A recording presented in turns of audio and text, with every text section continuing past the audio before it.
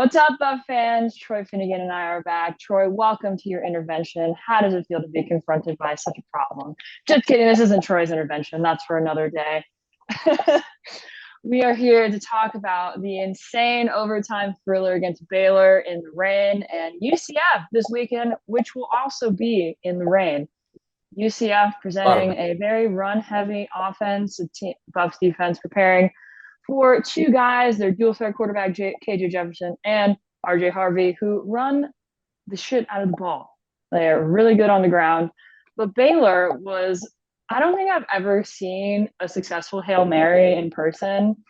And I like went down to the field early and I was standing on the sideline waiting for this game to end. I'm like, I'm soaking wet. Like, let's get this over with. And then LeJontay Wester, one of the most miraculous plays I've seen. Like, I've never seen a Hail Mary before. And you just never witness something so successful and so rare at the same time. They go into overtime. Michael Welsh runs the ball in, scores a touchdown. Travis Hunter, game stealing forced fumble. It was really just a favorable game for CU to win with because the odds, I mean, you see the winning odds on ESPN, it's like Baylor, Baylor, Baylor, CU. And that's how that game went. It was very exciting.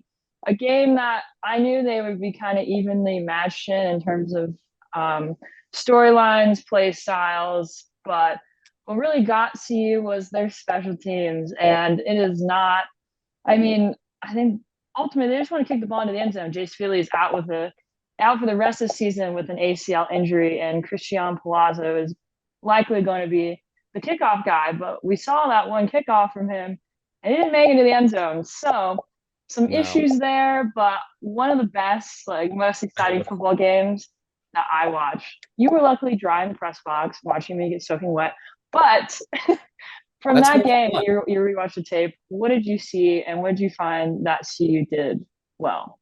Well, first of all, it's better to watch from the press box, and then I get to play running back, running down the bleachers while everyone else is coming the opposite direction. It's fun. It's like Oh, I back hate to doing that so it's like much. back to being a it's like back to being a kid. But yes, you mentioned the special teams, which I don't want to go on a rant, but oh my gosh, man, the special teams is so bad, You can and go on a it's rant.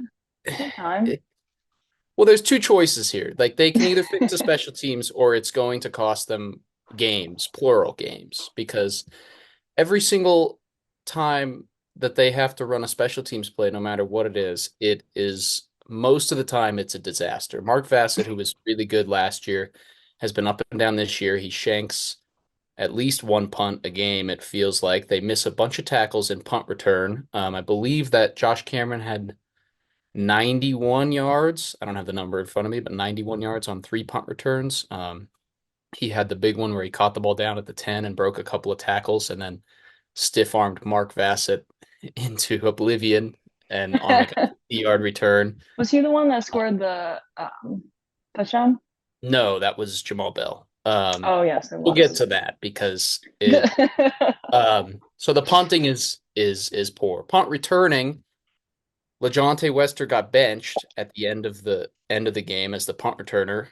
He's doing too much big game hunting. He had one against CSU where he cost him about 20 yards of field position because he didn't run up and catch the ball. He let it bounce, and then it cost him field position big time. So Deion Sanders said that LeJontay Wester's still the guy as the punt returner, but they did replace him with Jimmy Horn at the end of that game. Um, Kick return, they never get to do a kick return because it's all touchbacks. And then the kickoff is a real disaster right now. They're in a big crisis on kickoff because now they don't have a guy who can like Palazzo was kicking off and he was pooch kicking it to the 20-yard line, and then Baylor gets the start on the 35 or the 40 every time. That's just not going to cut it. And then the kick return for a touchdown, they have if you watch the play, they teach kickoff, they teach stay in your lanes, right? And by the time Jamal Bell gets to the 15 or 20-yard line, I wish I had the screenshot because it is baffling. There is about six buffs that have crash dummied into each other in the middle of the field. And I forget who the contain guy is on the outside, but he's contained, which is fine. But he's getting kicked out. So he's doing his job. But because of all the guys in the middle, you have Isaiah Harge, who has to defend a lane of about 25 yards, 20 or 25 yards in width with like three blockers and the kick returner running straight at him. So the from not being able to get a touchback to the coverage, the kickoffs are a mess, and it's just something that they really have got to get fixed, or they are going to lose games because of it. They're lucky that they didn't lose that game because of it. Yeah. So there's my mini special teams rant. But we can get to the rest. We can get to the rest of Yeah. the game now because there were a lot of positives from that one. Yeah, and I think with what came with the negative special teams came with a lot of positive defensive plays. The defense really had to step up and compromising field position, and of course they wanted to start fast. They got a 3-and-out in the first drive. Baylor was able to score the field goal and a touchdown on their two drives. But the second half defense is really something that has been a focal point of this team. The way that Robert Livingston has really gotten them together and held opponents. I don't know the number off the top of my head, but very minimal points have been scored in the second half, which is able to keep Colorado in these games. And hopefully that will be the same result against UCF, because that's what Shane Coates was talking about. They need to start fast again this week, and this will probably be the most run heavy deep offense that they've faced that they really need to step up for. But it's good that they have a Chioze Nwankwo back. I'm interested to see because UCF's coming off I'm getting more into UCF, but UCF's coming off a bye week. So they're a little bit more fresh. They're a little bit more uh, in tune with what the Buffs are going to do watching their film. And then CU is just trying to put their pieces together, really turn around a quick defensive front that's going to stop this run game. But when it comes to the Baylor game, I was just I was really just baffled with the ending of the game and the way that the defense just stepped up once again to allow the offense to get into position and be able to win this game. Omarion Miller had that crazy play. I mean, it was before halftime, but it was just like these little games that still kept him in, but it just wasn't enough. And that's what like head coach Deion Sanders was saying. It's just like this is a team that they don't want to be. Like they are much better than what they showed against Baylor, but I didn't feel like week after week there are a lot of positives, but at the same time they're still showing these weaknesses that are putting them in these compromising positions. Yeah, you mentioned it. There was a lot of little moments in the game. You turn on SportsCenter and it's the Hail Mary and it's Travis Hunter forcing the fumble, which is great. But you mentioned Omarion Miller's touchdown came at a time where they were really, really hurting for a big play. They really needed it. They were down by 2 touchdowns at that point. They had given up the kickoff return. They were really reeling offensively, it felt like. And Omarion Miller got it back to within 7 at the half. That was a big play. Two defensive plays stuck out to me that I thought really, I they go with a theme. I think that their open field tackling has been really, really good, especially in the secondary. The first one was Trevor Woods on 3rd and 8. Baylor's an empty and CU is in dime. Trevor Woods is the only linebacker. He's walked up over the guard on the defense's left, and Baylor goes QB run. Sawyer Robertson takes it off tackle on the defense's right, and Trevor Woods loops around and makes a shoestring tackle for about a half-yard short of the first down. And CU gets the stop on 4th down, and they get off the field. And Trevor Woods saved probably a 15 or 20-yard gain on that play. And then Cam Silman-Craig, the play before the fumble, another QB run, which we will get to when we talk about UCF because that's going to be an issue. But Sawyer Robertson, it's like a 10 or 15-yard gain, and it's just him, and it's just Cam Silman-Craig between Robertson and the end zone. Silman-Craig makes the tackle at the 2-yard line, and Travis Hunter forces the fumble on the next Yeah. play. So those were kind of two of those little moments. I've liked their run defense overall. The QB run has been an issue for them, but Baylor ran the ball 32 times for 84 yards on non-quarterback runs, which is less than 3 yards a carry. It's a really, really good clip. And then they'll get Chioze Nwankwo back, like you said. So I feel like that has been a big positive for them. Yeah, I agree too. And I feel like every week that defensive front is getting better. Shane Coates got a sack. BJ Mhm. Green, who First sack is a finally, buff for Shane Coates. right? Really? He didn't get a sack last year? It was his first one. Oh, wow. Well, good for him. We talked to him on Tuesday too. But BJ Green, 2 tackles for loss, just we want to see more. Or we were talking about it last week. I wanted to see more production at BJ Green, and now we're seeing He had a more. good game. Yeah, we're seeing some more spurts of it. Dayan Hayes, he had 2 sacks against Colorado State. Okunlola had 2 tackles for loss this season, but most of that production has happened within these 2 games, Colorado State and Baylor. Of course, you can kind of get those big gains against Colorado State, but they've showed a lot of positive progress against Baylor and stopping the run much better. And as you said, it's 3 yards per gain is not bad. They've held that to at least under 5 yards, which is positive. And the Buffs stand as the 82nd best rushing defense in the country. So kind of middle of the pack. They're not the best, and they're certainly not the worst because there was a time last year where they were the worst, and it's not. And it's much better with these Power Five guys leading that front and allowing the linebackers to also do their job the way that they are able to kind of close the gaps and allow the linebackers to see, get a little bit more time, and then move on their own time there. I really like the way Nikai Hill-Green, Levante Bentley have been playing. I just feel like they're really holding down the entirety of the defense. There's So defense is always positive. Offensive line, usually negative, and it was a big problem against Baylor once again, and we just saw just so much rotation with Justin Mayers happening for Khalil Benson and Philip Houston subbing out. That it's just not. Head coach Deion Sanders said he wanted to rotate. He wants to rotate 8 guys to keep them fresh, but don't you want like 5 like strong starting guys to hold down the offensive line for the entirety of the season? Yeah, it's hard to find continuity if you're constantly switching up and changing and shuffling guys around. Which you look and they didn't shuffle around the left side of the line at all, Jordan Seaton and Tyler Brown. And those are the 2 guys who look the best on film right now. The left side of the offensive line is playing pretty well.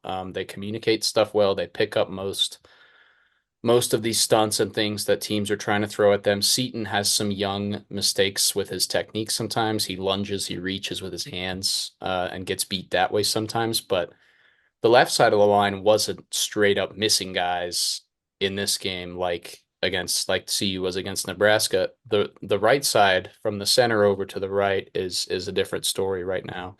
And Baylor is a very, very difficult team to pass protect against. What you see before the snap is almost never what you see after the snap. On This is totally an eyeball number. I did not chart this, but probably 70 to 80% of their snaps, they were sending either simulated pressures or creepers, which Mm. simulated pressures is when you walk more than 4 guys up on the line of scrimmage, like they're blitzing, and 4 of them will come and the rest of them will drop out, and you don't know who it's going to be. Creepers is when there's 4 guys on the line, but then Baylor will drop an end into coverage and they'll bring a corner or a linebacker from the other side. So it's a lot of reading the play post snap and communicating. So it's very difficult to pass protect against Baylor's defense, but Hank Zelinskas, Justin Mayers, Philip Houston, Khalil Benson, they're just getting beat too often. They're getting beat based on bad communication, not picking up stunts, just getting beat in one-on-ones. It's happening over and over and over again, and that's another thing that really has to get fixed. I did think Khalil Benson was a lot better at tackle than he has been at guard, so I think they might have landed on something there. But the right side of the offensive line is definitely a concern right now. Yeah, what was it? 8 sacks, 8 or 7? 8 sacks, and it was Shador Sanders was back there like Johnny Manziel the whole Oh time. my God. Shador Sanders' legs probably saved them from that being like 13 or 14 sacks because he was Houdini a lot Oh, back. completely. And you mentioned like during the game, Baylor wasn't able to get their pad level low enough, so Shador was just like slipping through and running away from these guys that were on him, and then he got away. Yeah, he plays with a very, very, this is like a draft thing, but he plays with a very, very strong base in the pocket. So when guys hit him up high at the shoulders and stuff, he just kind of wiggles out of a bunch of tackles. If your pad level's not low enough and you're tackling him high, it's really, really hard to get him on the ground. And I thought that skill was on display probably 6, 7, 8 times where he was able to create big plays. The touchdown to Omarion Miller was one of them. So yeah, he saved the offensive line from Yeah, what could have been a really disastrous night. yeah, and his ability to get the ball out quickly. I mean, they literally had on the Hail Mary, like, the defender was going straight at him. He just threw the ball up, and luckily LeJontay Weston was there to make the play. And there was a fairy tale in Buller. I was like, okay, what am I going to ask in this press conference? I know they're going to lose, and It it was a changed mere into a very different story once we all got in there. it was a lot of deleting words on our computers. Oh, very, very much so. Yes, especially those instant game breakdowns are really a kicker when you're in a situation like that. Fans storm the field. Great game. UCF. Let's continue the hunt for their 3-1. Could be 4-1. Bowl. I don't know. Bowl game scenarios. Big 12 is always it's an interesting conference where I mean we saw BYU just beat number 14 ranked Kansas State, who is a team that is very strong. You see BYU beat them like 38-9. It's crazy. It's crazy Provo's, in the Big 12. Provo's tough at night, man. Provo's brutal at night. Night games in Provo are nasty. But UCF has been very productive this season. I mean, they're coming off a bye week. They're 3-0. Dual threat quarterback, as we mentioned, KJ Jefferson. I feel like since you are the analytical football guy, you have an eye for these things. How do you specifically stop like so many QB draws, especially when you can anticipate them before?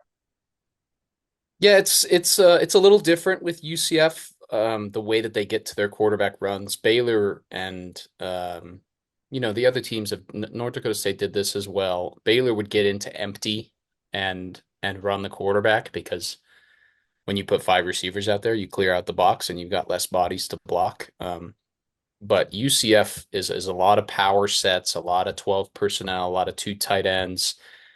And it's a lot of it's a every almost everything they run is an option. They run a lot of RPOs where Jefferson can give the ball off or keep it or throw the ball. They run a lot of just run options where he can give it or keep it.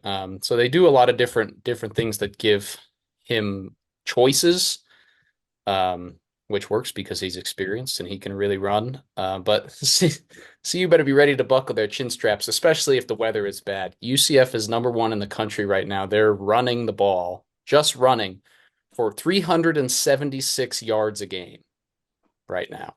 Mm-hmm. They've got Jefferson can run. They've got RJ Harvey. You mentioned they've got Penny Boone, who was a 1,400-yard rusher last year, I believe, at Toledo. I'm double checking that. Yeah, Toledo. Mm-hmm. And so they do a lot of stuff. All three of those guys are physical. They're big. They're hard to get on the ground. I mentioned CU has been very good against running back runs. They have not been good against quarterback runs. Sawyer Robertson ran the ball 9 times for 82 yards and a touchdown. He had the big Mm-hmm. 45-yard score. So I'm curious to see what they're going to do. They could load the box even if UCF tries to spread them out. They usually match empty with just 5 over 5, just the four linemen, and it's usually Trevor Woods if they're in dime. But I'm curious if they keep an extra guy in. They're comfortable with their guys in man coverage. UCF doesn't have a ton of receivers that you really worry about. They do have Mm-hmm. Kobe Hudson on the outside, who is a star. Jefferson will look for him early and often. They could have Travis follow him. I'm curious to see that after DJ McKinney and Preston Hodge kind of got picked on a little bit against Baylor.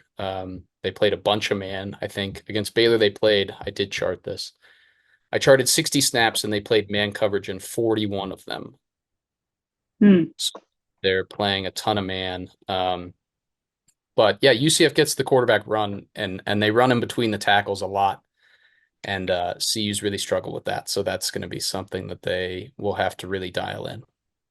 Yeah, and we were talking before this, just sometimes when the opposing offense gets a guy in motion, the corner or whoever's covering him isn't able to get him, and the guy in motion just goes and gets the ball. It's an easy play for them, and while they're playing man, so maybe a little bit of variety there, but they definitely are a man-oriented And um, defense. In UCF, well, speaking of UCF's defense, didn't mean to interrupt you. You have a point? You want to say something? I was just going to say UCF does use motion a lot, and then they get into their option stuff. That's one of the options. So they'll motion a guy across, and then Jefferson can give it, or he can keep it, or he can dump it out in the flat to the guy in motion. That's something that they'll try to exploit if CU's in man coverage. Another thing, this has is sort of unrelated. Baylor on the 45-yard touchdown did something so cool. They were in empty, and they motioned the third receiver from the right side and they had him kick out the defensive end. And Carter Stoutmeyer was the guy in man. Mm. He was just hauling across to get with his guy because it was fourth down. And he's trying to get across, and then his receiver stops and blocks, and Carter Stoutmeyer just totally overruns it. And Oh, the hole is wide open, and Robertson goes 45 yards for the touchdown. So that was another way that it kind of manipulated CU's man rules, and I thought that was a cool design. yeah. And you're just gonna watch the play objectively, and it's like, how can you allow those things? But it's just those little movements in certain plays that allow those big plays, explosive plays to occur. As you just explained, and me trying to reiterate things, but whatever. UCF defense, pretty. They're one of not one of the best defenses, but they're ranked 43rd in total defense, allowing 302.7 yards per game. But of course, I mean, they just wiggled out a win in Fort Worth against TCU. They won that game 35-34. And then their previous opponents were University of New Hampshire and Sam Houston. So this is another power four look for them against elite quarterback Shador Sanders and all of their wide receiver weapons. Just from your knowledge, what is UCF's defense is bread and butter? Is it their secondary linebackers front? Or what are we looking at here? They're very stout. They're very they're disciplined. They play a lot of zone. It's like they don't gamble a lot. And they're tough, especially in the middle. They've got a lot of returners in the middle up front. So it might be difficult for CU to run the ball, especially if those guys on the interior are getting stood up. But UCF has one sack in 3 games. They're the only team in the FBS that does not have multiple sacks. Oh, Uh, dude, am I hearing a clean pocket? Are we gonna get a clean pocket? so yes, Shador and Josh Huber for TCU threw the ball really, really well until TCU kind of lost the plot in the second half and UCF came all the way back and beat them. But TCU was throwing the ball everywhere in the first half. So I do think that CU should be able to throw the ball. The problem is going to be that it's probably going to be pouring rain the entire time. Um, Wind playing a factor since there might be a hurricane. It's like yeah, if it's wind too, it's grazing going to be Orlando. difficult conditions. But if, without that, if it is manageable, CU should be able to throw the ball because they have, we know about the receiving talent they have, and we know what Shador Sanders can do with good pass protection, and UCF has not been getting after the quarterback.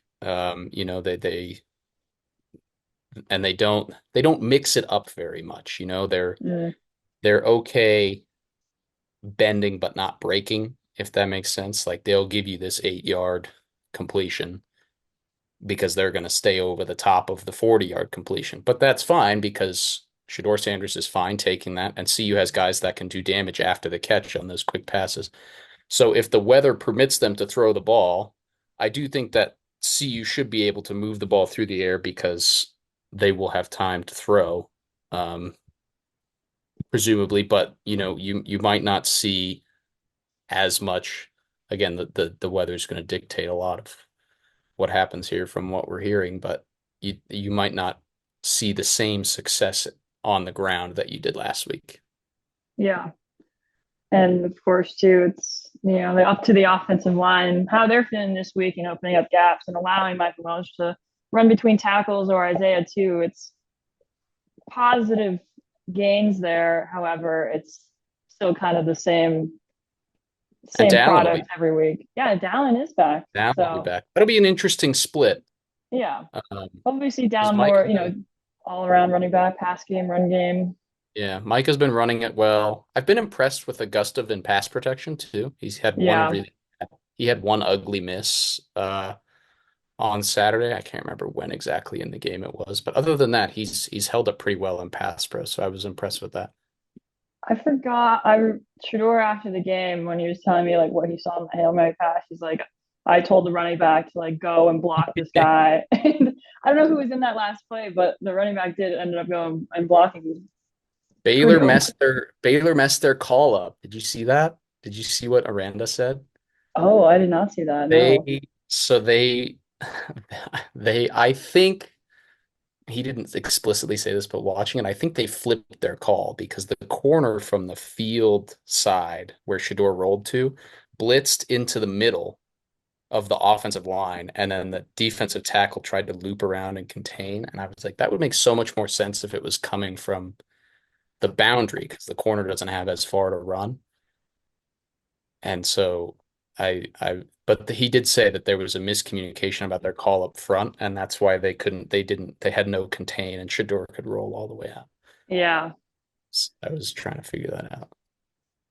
Well, what are we thinking in terms of scores for this game? You go first, and then I'll say mine. Um, I think it's going to be hard for them to stop the run, and I think that the rain is going to help UCF. I think it's going to be a real grind. Having Wonko back will help. I know CU's been really good against the run, but their linebackers, as aggressive as they are, which is a good quality, they fly around, they get downhill, they're physical, Bentley and Hill Green. They sometimes they just go without, like they just go to what their eyes just Yeah. take, and they skip gaps, and that's how they get gashed, especially in the quarterback run, because running back runs are more traditional. They're easier to read out. Quarterback runs are, less designed to go to one specific spot so the quarterback can kind of pick his way, especially in Yeah. those empty looks. And when the linebackers are being super aggressive and they're skipping gaps, that is when you get gashed in the running game. And I think UCF's option, like the option heavy part of it, it's a lot of eye candy and it's a lot of misdirection. And I think that might create some explosives for them on the ground. I think CU will be able to throw the ball. I'm concerned about the rain. Um, Shador, it was raining obviously last weekend, and Shador missed probably 5 or 6 throws that I was like, he never misses that ball. Like he never misses that throw. So I'm going with, I think UCF's going to take a lot of time off the clock on offense. I'm going to go with UCF 34, CU 24. Very convincing argument. I think for just the opposition's sakes and maybe the Buff fans' sake, there is a chance that we might see another, not like an exact repeat of what we saw last weekend against Baylor, but a really resilient Buff team that gets in a compromising position in the first half. Second half defense steps up again, and it allows Shador to, do some more in-game adjustments, figure out how they're going to beat this defense. Let Shador make plays, let the wide receivers continue to make plays. It's going to be a close game. I'll say 31-28, but I don't think there isn't going to be a You? large margin of points in between these two teams. You're picking CU? Yeah. They are an excellent, that is not a one-off. They really are an excellent adjustments team at the end of games. Well, They've done it cool. Troy and I will beforehand. not be at UCF this week, but kind of good that we're missing the rain. So we'll be watching from home. We'll be getting an in-depth look from the announcers on what actually is happening on the field. So pretty exciting game, and another rain game in Central Florida. All the Florida boys are excited to get back to their Yeah. home roots, and they have people coming to the games. Hopefully, there isn't any rain delays or anything the weather compromises, because we were blessed with an afternoon kick. Woohoo! 1:30 p.m. on Fox. Big noon kickoff is going to be there. 3:30 p.m. Eastern time. The And yeah, bounce I'm house. excited to see. Yeah, I'm excited to The see what bounce this. house is going to be jumping. Interesting name for stadium. I think Okay, it's a anyways, those are my final concluding points. And Troy, I will see you soon. always a pleasure, Nikki. Oh, thanks, Troy. Bye.